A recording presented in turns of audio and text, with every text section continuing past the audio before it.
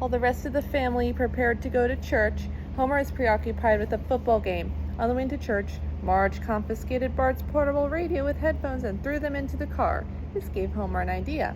During Sunday school, the teacher and students discussed the topic of who is allowed in heaven. Back in the church, the sermon was about gambling. Homer was oblivious because he was using Bart's headphones to listen to the game. On the way home from church, Marge expressed her disapproval of Homer's headphones, and Bart saw that the movie theater is playing Space Mutants 4. As Bart wants to see it, Homer didn't care, but Marge refused. Homer gave Bart $5 and he headed to the theater on his skateboard. Upon arrival, he encountered Jimbo, Dolph, and Kearney. When Bart made a good impression on Jimbo, the trio invited him to sneak into Space Mutants 4 with them. After the manager found and escorted the four out of the movie theater for no tickets, they go to the Quickie Mart, where Jimbo, Dolph, and Kearney shoplifted several goods as Bart buys squishies to distract Apu in oblivion. Bart met with them in the parking lot and realized he was used as a distraction to help them steal from the store. And in an effort to stay cool with the group, he doesn't say anything. They wandered over to the town square to throw rocks at the statue of the town's founder, Jebediah Springfield. Once again, Bart went along with the group so they would like him. After throwing the rock, Mr. Dandy told them off, and the four were scared away. Later, while the group looked at the clouds on the grassy hilled area, one of the kids said it would be cool if somebody cut the head off of the statue. When Bart heard this, he defends Jebediah, and then the other three ridicule and tease him for it. Bart walked away embarrassed. When Bart walked home by himself, he passed the statue again, and after thinking about what the kid said earlier, he got an idea. Bart arrived home and talked to Homer in the kitchen about the importance of being popular. Homer told Bart that no matter what it takes, popularity is the most important thing in life. When the Simpsons are asleep, Bart, disguised in a ninja outfit, headed to the town square and climbed at the top of the statue, then decapitated Jebediah using a hacksaw.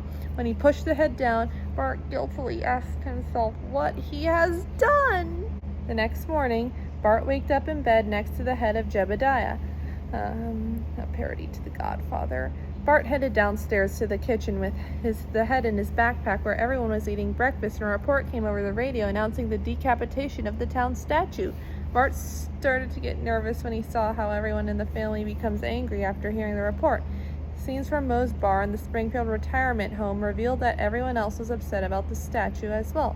In town, Bart met up with Jimbo, Dolph, and Kearney and was about to show them the head when he heard them say they were just kidding about decapitating the statue and would like to pound whoever stole Jebediah's head.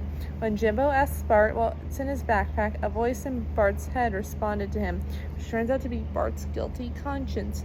Bart quickly picked up his backpack and hurried away toward home, passing through a growing angry crowd downtown.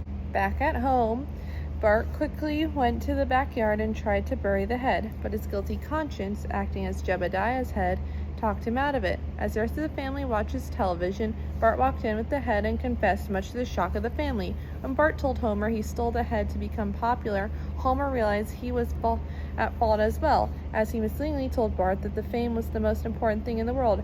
Marge holds Homer responsible for encouraging Bart's action, prompting them to head back in town with the head. Homer and Bart try to return the head and be chased by the mob.